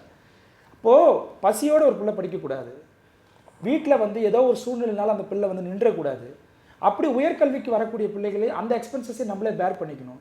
தமிழ்நாட்டை விட்டு நீ வந்து சென்ட்ரலைஸ்ட் யூனிவர்சிட்டிக்கு போறியா, நான் கொடுக்குற பணம். இந்தியா விட்டே வெளியே போறியா, நான் கொடுக்குற உனக்கு பணம். வேலைக்கு போறியா, அங்கேயே வந்து உங்களுக்கு வேலை வாய்ப்பு ஏற்படுத்தி கொடுக்குறது. மோடி சொன்னார்ல, ஆண்டுக்கு 2 கோடி பேருக்கு வந்து நான் வேலை வாய்ப்பு ஏற்படுத்தி கொடுப்பேன்னு புழுனார்ல. அப்படிலாம் கிடையாது தமிழ்நாடு அரசு.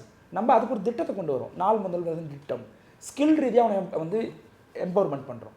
அவனுக்கு என்ன வரும் அப்படிங்கிறத பார்த்து, அதுக்கப்புறம் அவன் வந்து காலேஜுக்கோ வேலைக்கோ போகிறான் அப்படின்னா, அப்போ அவனுக்கு ஒரு எம்ப்ளாய்மெண்ட்டை வந்து எஜுகேஷனுக்கு அப்புறமா ஒரு எம்ப்ளாய்மெண்ட்டை கிரியேட் பண்ணக்கூடிய ஒரு வேலையை செய்கிறோம். இதுக்குன்னு ஒரு திட்டம், அந்த திட்டத்துக்குன்னு ஒரு டிபார்ட்மெண்ட்டு, அந்த டிபார்ட்மெண்ட்டுக்குன்னு ஒரு IAS ஆஃபீஸர், அதுக்குன்னு பட்ஜெட்டில் ஒரு நிதி. இது தாங்க இந்த ஹோலிஸ்டிக் 360 டிகிரியில் திங்க் பண்ணுறது தாங்க நம்மளோட சக்ஸஸ். ஆண்டுக்கு 2 கோடி பேருக்கு நான் வேலை வாய்ப்பு கொடுப்பேன்னு சொல்லிட்டு ஒருத்தனுக்கு கூட இங்கே வேலை வாய்ப்பு கொடுக்கல. எங்க உக்ரைன் ரஷ்யாவில் போர் நடக்குது, போர் நடக்கக்கூடிய இடத்துக்கு வந்து உத்தரப்பிரதேஷ்லேயும் ராஜஸ்தான்ல இருந்தையும் வந்து வேலைவாய்ப்பு தேடி போகிறானுங்க. போனால் கொரியர் கம்பெனியில் வேலை கடைசியில் பார்த்தா இராணுவத்தில் சேர்த்து விட்டு கூலிப்படை அனுப்பி விட்டாங்க. ஆமாம். ஸோ அப்போ பாருங்கள், இந்த கம்பேரிசனை பாருங்கள். ஸோ இது வந்து தமிழ்நாட்டு மக்களுக்கு தேர்தல் நேரத்தில் இந்த விழிப்புணர்வை ஏற்படுத்தக்கூடிய கடமை நம்மளுக்கு இருக்குது. நம்ம என்னெல்லாம் செஞ்சோம் அப்படின்றத வந்து சொல்லி காட்டுறது கிடையாது. தொடர்ந்து இதை செய்யணும் அப்படின்னா இந்த சோஷியல் அவேர்னஸ், இந்த பொலிட்டிக்கல் அவேர்னஸை மக்கள்கிட்ட ஏற்படுத்தணும். ஏன்னா அவன் வந்து இந்த அவேர்னஸை வந்து ஏற்படாமல் பார்த்துக்கிறான். இப்போ இதை ஏற்படுத்தியது மூலமாக தான் நம்மளுடைய அரசை நம்ம தக்க வச்சுக்க முடியும்.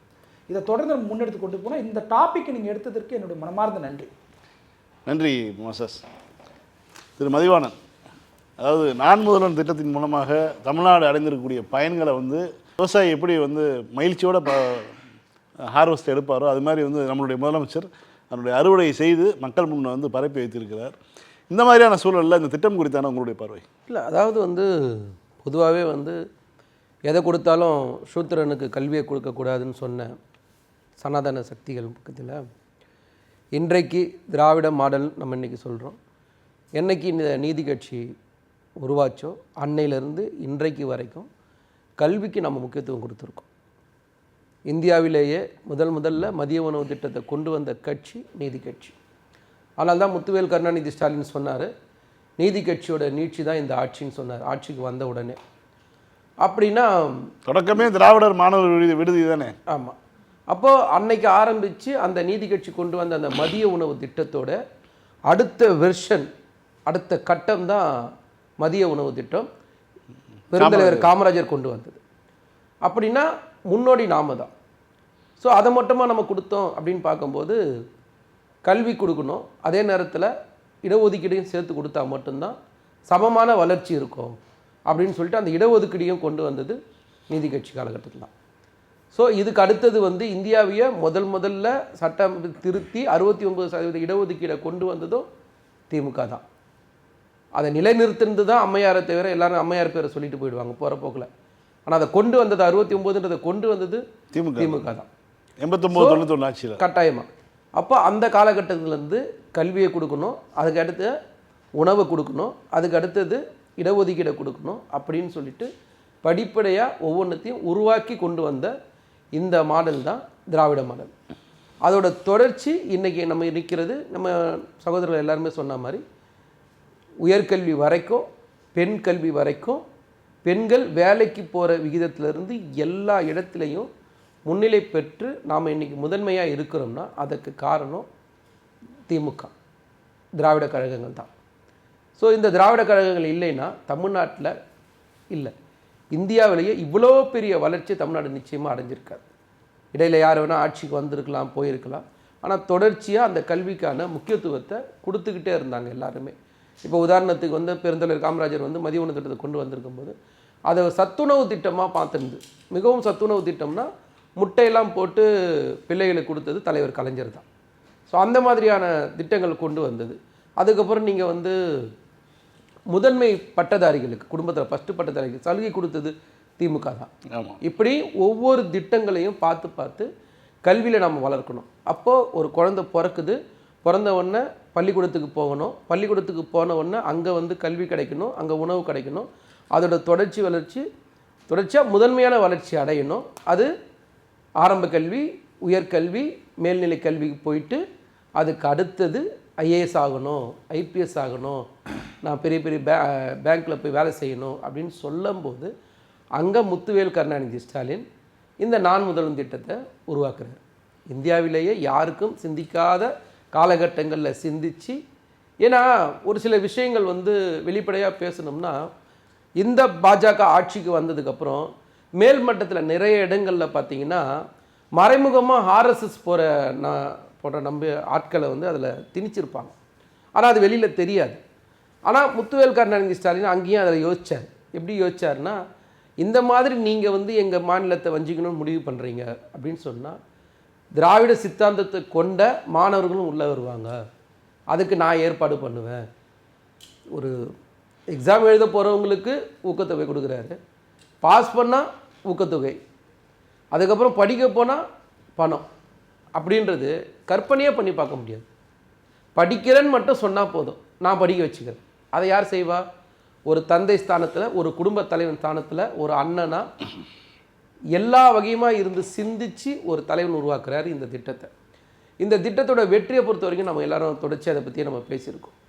ஆனால் இந்த கல்விக்காக இந்த கட்சி இந்த இயக்கம் பண்ணதற்கு பார்த்தீங்கன்னா தொடர்ச்சியாகவே நீங்கள் பாருங்களேன், இந்த ஆட்சியில் காலை உணவு திட்டம், அதுக்கப்புறம் வந்து விரிவாக்கப்பட்ட மதிய உணவு திட்டம், அதுக்கப்புறம் இல்லம் தேடி கல்வி, எண்ணும் எழுத்தும் இயக்கம், அதுக்கப்புறம் அதுங்க வந்து மிதிவண்டி வழங்குதல், அதுக்கு அடுத்தது மாதிரி பள்ளிகள் உருவாக்குதல், தகைசால் பள்ளிகள் உருவாக்குதல், திறன்மிகு வகுப்பறைகள் உருவாக்குதல், உயர் தொழில்நுட்ப ஆய்வகங்கள் உருவாக்குதல், பள்ளி கட்டமைப்புகள் பணிகளை உருவாக்குதல், கலை திருவிழாக்கள் நடத்துறது, அதுக்கப்புறம் கல்லூரி கனவு திட்டம், அதுக்கப்புறம் வெற்றி நிச்சயம் ஒரு திட்டம், மடிக்கணினி வழங்குதல், அதே மாதிரி பார்த்திங்கன்னா தமிழ் புதல்வன் திட்டம், இப்படி தொடர்ச்சியாக ஒரு பெரிய பட்டியலே இருக்குது.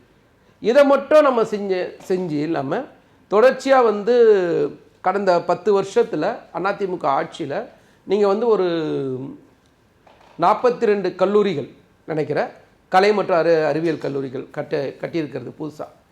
ஆனால் நம்ம 5 வருஷத்தில் 35 கல்லூரி கட்டியிருக்கோம். அப்படின்னா நீங்கள் யோசிச்சு பாருங்கள், 2 மடங்கு வளர்ச்சியை நம்ம கொடுக்குறோம் தமிழ்நாட்டில் கல்விக்காக. ஸோ இந்த கலை அறிவியல் கல்லூரியை உருவாக்குதல், அதேக்கப்புறம் வந்து நீங்கள் இந்த மாதிரியான பேங்க் எக்ஸாம் பற்றிலாம் வந்து பார்த்தீங்கன்னா அதெல்லாம் ரொம்ப டஃப்பாக இருக்கும் எக்ஸாம். அந்த எக்ஸாமை வந்து நான் கற்றுக் கொடுக்குறதுன்றது வந்து பெரிய விஷயம் தானே. அதை செய்கிறாருல்ல ஒரு முதல்வர். ஏன் முதல்வர் கல்விக்கு முக்கியத்துவம் கொடுக்குறாருன்னா, நம்ம முன்னோர்கள் சொன்ன மாதிரி தான், கற்கை நன்றே கற்கை நன்றே பிச்சை புகினும் கற்கை நன்றே, பிச்சை எடுத்தாவது படிச்சிரு, படிப்பு உன்னை காப்பாற்றும் அப்படின்னு சொல்லி கொடுத்த மண் இந்த மண். அதை தலைவர் தளபதி அவர்கள் வந்து தெளிவாக அதை ஃபாலோ பண்ணுறாரு இந்த நிமிஷம் வரைக்கும். எல்லா திட்டங்கள்லையும் நீங்கள் புதுமை பெண்ணாக இருக்கட்டும், தமிழ் புதல்வன் திட்டமாக இருக்கட்டும், இப்படி எல்லா திட்டங்களுமே பார்த்தீங்கன்னா கல்வி சம்மந்தப்பட்டே இருக்குது. இப்போ இந்த கல்வி சம்மந்தப்பட்டே இந்த திட்டங்கள் இருக்கிறதுனால வளர்ச்சின்றது வந்து இன்றைக்கி நம்ம ஒரு பொருளாதார வளர்ச்சி வந்திருக்கிறோம்னா அது எப்படி வருது? கல்வி தானே முக்கியம். நீங்கள் பீகார் மாதிரியான மாநிலங்கள் எடுத்துங்க, இல்லை மத்திய பிரதேசம், உத்தரப்பிரதேசம், இல்லை பாஜக ஆள்ற எந்த மாநிலங்களை வேணால் எடுத்துங்களா, கல்வியில் ரொம்ப பின்தங்கி தான் இருப்பான். எந்த இடத்துலையும் முன்னேற்ற மாநிலமாக இது இருக்கவே இருக்காது. ஏன்னா அங்கே கல்வி முதல்ல பொதுவாக பார்க்கல, ஒரு குறிப்பிட்ட சமுதாயத்து தான் கல்வி இருந்தது. நீங்கள் கொஞ்சம் பின்னாடி போய் பார்த்தீங்கன்னா, ஒரு டாக்டருக்கு படிக்கணும்னு முடிவு பண்ணிட்டீங்கன்னு வச்சிங்களேன், ஒரு காலகட்டங்கள் வரைக்கும் சமஸ்கிருதம் தெரிஞ்சால் தான் டாக்டரே ஆக முடியும். இது எந்த சமஸ்கிருதத்துக்கும் டாக்டருக்கும் எங்கேயா சம்மந்தம் இருக்கா? ஆனால் சமஸ்கிருதம் தெரிஞ்சால் தான் நீங்கள் டாக்டர் ஆக முடியும். அப்போ இன்னார் தான் ஆக முடியும்னு அவங்க முடிவு பண்ணுறாங்க. அதான் சொல்கிறேன்ல, எதை கொடுத்தாலும் கல்வியோ நீ சூத்திரனு கல்வியை கொடுக்காது அப்படின்ற மனநிலையில் இருந்த ஒரு கூட்டம். அந்த கூட்டத்திலேருந்து நீங்கள் மாதிரி இன்றைக்கி நம்ம வெற்றி எடுத்துன்னு வந்து கொடுக்கணுன்றது வந்து சாதாரண விஷயம் கிடையாது. அதை வந்து தலைவர் கலைஞரும் இன்றைக்கி தளபதியும் வந்து தெளிவாக ஃபாலோ பண்ணுறாங்க. எந்த இடத்துலையும் விட்டு கொடுத்துடக்கூடாது. கல்வியில் காம்ப்ரமைஸே கிடையாது. நீ படிக்கிறேன்னு சொன்னால் போதும், குழந்தையிலேருந்து உன்னை கலெக்டர் ஆகிற வரைக்கும் நம்மளே படிக்க வச்சிடும். குழந்தையிலேருந்து அதான் முக்கியம். நீங்கள் எந்த மாநிலம் இந்த மாதிரியான ஒரு வளர்ச்சியை யாராலையுமே தர முடியாது. உலக அரங்கில் கூட இது எங்கேயுமே இல்லை. நீங்கள் உதாரணத்துக்கு இந்த காலை உணவு திட்டத்தை நீங்கள் எடுத்து பார்த்தீங்கன்னா உலகமே வியந்து பார்க்குது. அப்போ உலகமே வியந்து பார்க்கக்கூடிய ஒரு திட்டத்தை தலைவருக்கு நாடு முழுவதும் செயல்படுத்தி தளபதி வந்து யோசிக்கிறாருன்னு அது எவ்வளோ பெரிய விஷயம். அது சாதாரண விஷயம் இல்லை. அதுவும் எடுத்தேன் கவிழ்த்தேங்கிற மாதிரி இல்லாமல் முதல்ல ஒரு ட்ரையல், ஒரு சென்னை மாநகரத்துக்குள்ளே வந்து ட்ரையல் பார்க்குறாங்க. அதுக்கப்புறம் வந்து சில பள்ளிகளில் பார்க்குறாங்க. அதுக்கப்புறம் சென்னை மாநகராட்சி முழுக்க பண்ணுறாங்க. அப்புறம் தமிழ்நாட்டில் வந்து இருக்கக்கூடிய முக்கியமான பகுதிகளில் பார்க்குறாங்க. அதுக்கப்புறம் தமிழ்நாடு முழுக்க அமல்படுத்துகிறாங்க. அதற்கு பிறகு அரசு உதவி பெறும் பள்ளிகளில் பண்ணுறாங்க. இதுதான் வந்து ஒரு சரியான ஒரு நடைமுறைக்கான ஒரு விஷயமா. ஆமாம், நிச்சயமாக. ஏன்னா ஒரு தலைவர் வந்து ஒரு திட்டத்தை சிந்தித்த உடனே என்ன பண்ணுவாங்கன்னா, சுற்றி இருக்கிற சிலர் வந்து நிதி இருக்கலை, நிதி பத்தாது, ஏதாவது ஒரு காரணம் சொல்லுவாங்க. ஆனால் தலைவராக சிந்திக்கிறவங்களுக்கு என்னென்னா நிதியை சார்ந்து சிந்திக்கணும். இப்போ நீங்கள் வந்து நிதி சார்ந்து நம்ம யோசிக்கும்போது முன்னாடிக்கும், அதாவது அதிமுக ஆட்சியிலையும் இன்றைக்கும் நம்ம சிந்தித்து பார்க்கணும். நம்மளுடைய திட்டங்கள் எல்லாமே வந்து கல்வியும் அடுத்த தலைமுறைக்கான திட்டங்களாக இருக்கும். நீங்கள் கடந்த 10 வருஷத்தில் கொடுத்த திட்டங்கள் பார்த்தீங்கன்னா கவர்ச்சி திட்டங்களாக இருக்கும். இது ரெண்டுத்துக்கு வித்தியாசம் இருக்குது. நீங்கள் படிச்சுட்டு வர்றதுக்கு இங்கே நிதி நம்ம கொடுப்போம். அங்கே பார்த்தீங்கன்னா கடந்த 10 வருஷத்தில் பல திட்டங்கள் சொல்லுவாங்க, ஆனால் அது எல்லாமே கவர்ச்சியாக இருக்கும். இல்லை, ஒரு கேள்வி இதில் இருக்குது. குறிப்பாக இந்த நான் முதல்வன் போன்ற திட்டங்கள், அதுக்கு எடுக்கக்கூடிய மெனக்கெடுப்பு இருக்கு இல்லையா? ஒட்டுமொத்த ஒரு சிஸ்டத்தில் வந்து பெரிய அளவில் ஒரு ஃபாலோ அப். ஒரு பையன் படிக்கிறாப்புலன்னா அவர் ப்ரிலிம்ஸ் முடிச்சிட்டாரு, அடுத்து அவருக்கு மேலே வரணும்னா அவரை ஃபாலோ பண்ணக்கூடிய ஒரு டீமு. இது மாதிரி ஒவ்வொரு துறை சார்ந்தும் பல்வேறு விஷயங்கள் பண்ணிகிட்டு இருக்காங்க இல்லையா? இது எல்லாமே வந்து ஒரு ஓட்டு அரசியலுக்கு எந்த வகையில் பயன்படும்? ஏன்னா அல்டிமேட்டாக வந்து திமுக வந்து வாக்கு அரசியல் மூலமாக அதிகாரத்தை கைப்பற்றி தான் இந்த மாதிரியான விஷயங்களை செய்கிறாங்க. ஆனால் இது வாக்குக்கான ஒரு விஷயமா மாறுமா? இல்லை, எல்லாமே நீங்கள் அரசியல் சார்ந்தோ ஓட்டு சார்ந்தோ சிந்திக்க முடியாது. இப்போ வந்து நம்ம ஒருத்தர் ஐஏஎஸ் உருவாக்குறோன்னு வச்சுங்களேன், அவர் இங்கே தான் வேலை செய்வார்ன்றது என்ன கேரண்டி இருக்குது? கட்டாயமா இல்லை, கிடையாது. அவர் உருவாக்குறோன்னு வச்சுங்க, அவர் இங்கே வேலை செய்வாருன்னு கிடையாது. எந்த கேடரில்? ஆனால் அவர் வந்து ஒரு பீகாரில் போய் வேலை செய்கிறாருன்னும் போது நம்மளுடைய சித்தாந்தத்தை, நம்மளுடைய கொள்கையை எல்லாருக்கும் எல்லான்றதை எல்லா இடத்துலையும் நம்ம பதிவு செய்யப்பட முடியும். அது மிகப்பெரிய விஷயம். இது வாக்கு வங்கிக்காக சிந்திக்கிற சிந்தனையே இல்லை. அப்படி எனக்கு தெரிஞ்ச வரைக்கும் முத்துவேல் கருணாநிதி ஸ்டாலின் பல இடத்துல பதிவு பண்ணது கொள்கையா அதிகாரமான்னு கேட்டால் எனக்கு கொள்கை தான் முக்கியம்னு சொல்லியிருக்காரே தவிர மற்றவங்கள மாதிரி எனக்கு அதிகாரம் முக்கியம், அதுக்காக நான் போய் யார் காலில் வேணால் விழுவேன், என்ன வேணால் பதவிக்காக ஆசைப்படுவேன்னு அவர் பேசவே இல்லை இந்த வரைக்கும். இவ்வளோதான் வித்தியாசம். இது வந்து முழுக்க முழுக்க தமிழ்நாட்டு மக்களுடைய, தமிழ்நாட்டு இளைஞர்களுடைய வளர்ச்சிக்காக கொண்டு வரப்பட்ட திட்டம்.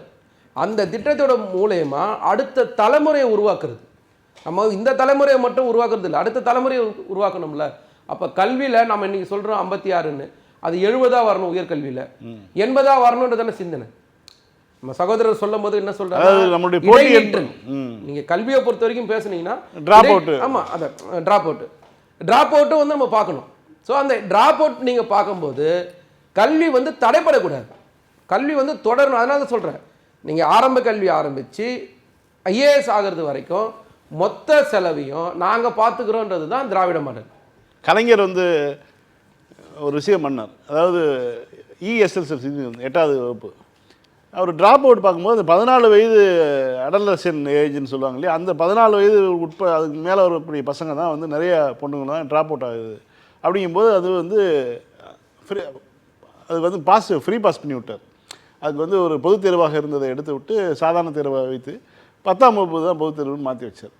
நேற்றைக்கு அந்த சுப்பிரமணிய பாரதின்னு அந்த பையன் முதல் முறையாகவே தேர்வு பட்டான் இல்லையா, அவருடைய தாயார் சொல்கிறாங்க, 8ஆம் வகுப்பு பாஸ் பண்ணால் வந்து கலைஞர் 5000 கொடுத்தாருன்னு சொல்லி 6ஆம் வகுப்பில் என்னை வந்து நிப்பாட்டிட்டாங்க.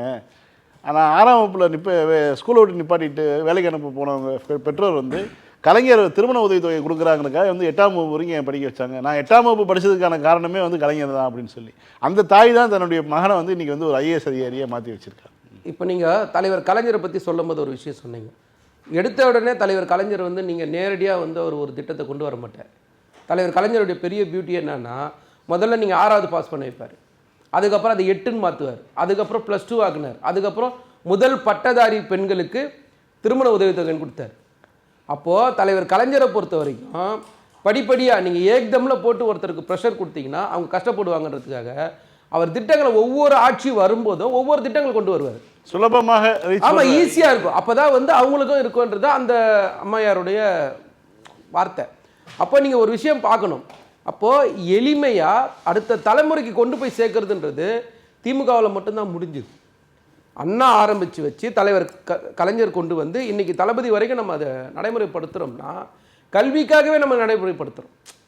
நீங்கள் ஒவ்வொரு காலகட்டங்களில் இப்போ உதாரணத்துக்கு இந்த நாட்டை ஒரு மாடல் வழி நடத்துன்னு சொல்கிறாங்கல்ல, அந்த குஜராத் மாடலுக்கும் திராவிட மாடலுக்கும் கல்வியை வச்சு பாருங்கள், ஏணி வச்ச கூட எட்டாது, சம்பந்தமே இருக்காது. ஆனால் அது இந்த நாட்டை வழி நடத்தும்னு சொல்லி பொய்யா ஒரு கட்டமைச்சு எடுத்துன்னு வந்து உட்கார வச்சு இன்றைக்கி நம்ம படுற அவஸ்தைக்கு அளவில்லாமல் போயிடுச்சு. ஆனால் இங்கே ஒருத்தர் ஆட்சிக்கே வரமாட்டான்னு சொன்னாங்க, அவர் ஆட்சிக்கே வரமாட்டாங்கப்பா, கட்டம் சொல்லிச்சு வட்டம் சொல்லிச்சுன்னு சொன்னாங்க. ஆனால் அவர் ஆட்சிக்கு வந்து இந்த நிமிஷம் வரைக்கும் உயர்நீதிமன்ற நீதிபதியிலிருந்து எல்லா துறை சார்ந்த நிபுணர்களிலிருந்து எல்லாருமே பாராட்டக்கூடிய ஒரு முதலமைச்சராக இன்றைக்கி முத்துவேல் கருணாநிதி ஸ்டாலின் இருக்கார். இன்றைக்கு அவர் மீண்டும் 2வது முறையாக ஆட்சி அமைக்க போகிறாரு. ஆட்சி அமைக்கிறதுக்கு முன்னாடி இந்த நிமிஷம் வரைக்கும் திட்டங்கள் நடைமுறைப்படுத்திக்கிட்டே இருக்கார். அப்போ அந்த திட்டங்கள் வந்து மக்களுக்காக, இளைஞர்களுக்காக, மகளிருக்காக இருக்குது. இப்போது நீங்கள் மகளிர் விஷயத்தை பொறுத்த வரைக்கும் பார்த்தீங்கன்னா நம்ம சொல்லி தான் ஆகணும். இப்போ விடியல் பயண திட்டமும் கலைஞர் மகளிர் உரிமை தொகையும், இந்த 2 திட்டமும் மக்கள்கிட்ட எந்த அளவுக்கு போய் சேர்ந்துருக்கு, அது எவ்வளோ பெரிய மணி ஃப்ளோ கொண்டு போய் சேர்த்துருக்குன்றதை நம்ம பார்க்கணும். நீங்கள் மற்ற மாநிலத்தோடு கம்பேர் பண்ண பார்க்கும்போது அங்கே இருக்க அந்த வளர்ச்சியும் இங்கே இருக்கிற வளர்ச்சியும் பல மடங்கு இங்கே உயர்ந்து நிற்கிறோம் நம்ம. எல்லா துறைகளும் அதுதான் ரொம்ப முக்கியம். நீங்கள் ஒரு குறிப்பிட்ட ஒரு துறை மட்டும்தான் ஒரு பக்கத்தில் இருக்கும். ஆனால் நான் தமிழ்நாடு மட்டும்தான் எல்லா துறைகளும் வளர்ந்துருக்கும், எல்லா பகுதிகளும் வளர்ந்துருக்கும். சென்னையில் எப்படி வளர்ச்சி இருக்கோ அதே வளர்ச்சி கன்னியாகுமரி வரைக்கும் இருக்கும். நீங்கள் அதே மற்ற மாநிலங்கள்லாம் கம்பேர் பண்ணி பார்த்தீங்கன்னா அங்கே வந்து ஒரு பகுதி வளர்ந்துருந்தா இன்னொரு பகுதி ஒன்றுமே இல்லாமல் இருக்கும், வெறும் மண்ணு தான் இருக்கும். ஆனால் இங்கே சென்னையில் டைட்டில் பார்க் இருக்கா, மதுரையும் டைட்டில் பார்க் இருக்கும், தூத்துக்குடியிலையும் டைட்டில் பார்க், சின்ன ஊரில் கூட நியோ டைட்டில் பார்க். அப்புறம் அதுதான் வளர்ச்சின்றது. ஒருங்கிணைந்த வளர்ச்சி, ஒருங்கிணைந்த வளர்ச்சி, அனைவருக்குமான வளர்ச்சி, அனைத்து பகுதிகளுக்கான வளர்ச்சி. அப்படி சிந்திக்கக்கூடிய ஒரு தலைவர் தான் முத்துவேல் கருணாநிதி ஸ்டாலின். ஆனால் இந்த தலைப்பு வந்து என்னன்னா, இந்த தலைப்பை பொறுத்த வரைக்கும் எந்த கட்சியுமே பேச முடியாது தமிழ்நாட்டில். இல்லை இது வரைக்கும் இது யாரும் விமர்சனமே பண்ணதில்லை. ஒரு சாதாரண வளர்ச்சி இல்லைல்ல. நீங்கள் யோசிச்சு பாருங்களேன், 2023 47 பேர் செலெக்ஷன் ஆனதில் 39 பேர் நான் முதல்வனில் ஜெயிச்சிருக்காங்க. அதே மாதிரி 2024 57 பேரில் 50 பேர் நான் முதல்வனில் ஜெயிச்சிருக்காங்க. அப்போது 95% மேலே நான் முதல்வனில் படிக்கிற பிள்ளைங்க தான் ஐஏஎஸ், ஐபிஎஸ்ஸா, ஐஎஃப்எஸ்ஸா, ஐஆர்எஸ்ஸா, அதே மாதிரி பேங்க் செக்டாருக்கு அப்படி போகிறாங்கன்ற. அப்போ நீங்கள் ஒவ்வொரு காலகட்டங்கள்லையும் இந்த வளர்ச்சின்றது நம்மளால் மட்டும்தான் கொடுக்க முடியும். இந்த வளர்ச்சி அதனால தான் தளபதி அவர்கள் திருச்சி மாநாட்டில் கூட அடுத்த 5 வருஷத்துக்கு அவர் திட்டங்கள் சொன்னார். எல்லா அரசியல்வாதியும் இந்த 5 வருஷத்தில் பேசுவாங்க. ஆமாம். ஆனால் அவர் மட்டும்தான் மாநாட்டில் அடுத்த 5 வருஷத்துக்கு. நீங்கள் திருச்சி மாநாடு 2021 நீங்கள் பார்த்தீங்கன்னா கூட அடுத்த 10 வருஷத்துக்கான இலக்கை சொல்லியிருப்பார். இப்போ அடுத்த 5 வருஷத்துக்கு, ஏன்னா முதல் 5 வருஷம் நம்ம முடிச்சிருக்கோம், திரும்ப 5 வருஷத்துக்கான திட்டங்கள் அவர் சொல்கிறார். அப்படின்னா என்னன்னா, தமிழ்நாட்டு மக்கள் மேலே வச்சிருக்க நம்பிக்கை, மக்கள் அவர் மேலே வச்சிருக்க நம்பிக்கை. ஸோ இந்த 2 நம்பிக்கையும் இருக்குல்ல, இது வந்து எல்லாத்துக்குமான வெற்றியை கொண்டு போய் சேர்க்கும். நீங்கள் ஒவ்வொரு திட்டத்திலையுமே நீங்கள் தொழிற்பயிற்சி நிலையங்கள்லாம் இருக்குல்ல, அதெல்லாம் கூட 2 மடங்கு நம்ம கட்டியிருக்கோம் இந்த 5 வருஷத்துக்குள்ளே. அப்போது கல்லூரி கட்டியிருக்கோம், தொழிற்பயிற்சி நிலையங்கள் கட்டியிருக்கோம், இந்த மாதிரி நான் முதல்வன் திட்டங்கள் மாதிரியான திட்டங்கள் தீட்டியிருக்கோம். இப்படி ஒவ்வொரு திட்டத்தையும் பார்த்து பார்த்து தமிழ்நாட்டு மக்களுக்கு செய்யக்கூடிய ஒரு தலைவராக முத்துவேல் கருணாநிதி ஸ்டாலின் தான் இருக்கார். இந்த திட்டம் வந்து தொடரும். நீங்கள் வேணால் அடுத்த கட்டத்தெலாம் போகும்போது 100% போய் தொடுவணும். ஒரு 100 பேர் எக்ஸாம் எழுதுகிறாங்களா, 100 பேரும் நான் முதல்லேருந்து வந்தவங்களா இருக்கும். அந்த வெற்றி சாதாரண வெற்றியாக இருக்காதுல்ல. அப்போ நீங்கள் யோசிச்சு பாருங்கள், இந்த வெற்றி வந்து எப்படி சாத்தியப்படுது. ஒரு தலைவன் சரியாக இருக்கார், அந்த தலைவனோட சிந்தனை சரியாக இருக்குது, அவர் வழிநடத்துகிற இந்த மாநிலமும் சரியான பாதைக்கு போகுது. இதுதான் இன்றைக்கி இருக்கிற நிலவரம். உங்களுடைய கருத்துகளுக்கு நன்றி. அதாவது ஒரு அரசியல் கட்சி வெறும் வாக்கு எண்ணிக்கையை மட்டுமே வந்து மனதில் வைத்துக்கொண்டு திட்டங்களை செய்யாமல், அதே போல் வந்து ஒரு அரசியலில் அதிகாரத்தை பெற வரக்கூடிய கட்சி வெறும் மக்களுக்கு ஆசை தரக்கூடிய இலவச திட்டங்கள் மட்டுமே போதும், நான் மாதம் வந்து இவ்வளவு ரூபாய் தருகிறேன் அப்படிங்கிற ஒரு செயல் மட்டுமே வந்து ஒரு பெரிய ஒரு கொடுத்துற பொறுப்பை கொடுத்து விடாது என்பதற்கு நம்மளுடைய முதலமைச்சருடைய இந்த 5 ஆண்டு கால ஆட்சியே சாட்சி. அதுக்கு வந்து குறிப்பாக இந்த நான் முதல்வன் திட்டம், இந்த நான் முதல்வன் திட்டத்தின் மூலமாக பயன்பெற்றோர், அதன் மூலமாக பயன்பெற்ற குடும்பங்கள், இது எல்லாவற்றையும் நம்ம கணக்கில் எடுத்து பார்க்கணும். இவங்க வந்து தமிழ்நாட்டினுடைய ஒட்டுமொத்த வளர்ச்சி இப்போ $1 ட்ரில்லியன் நோக்கிய வளர்ச்சின்னு சொல்கிறாங்க.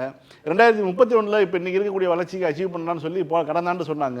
இந்த ஆண்டு என்ன சொல்லிட்டு இருக்காங்கன்னா, தமிழ்நாடு அரசு மீண்டும் திமுக ஆட்சி தொடரும் பட்சத்தில் 2029 அந்த லட்சியத்தை எட்டிவிடும் சொல்கிறாங்க.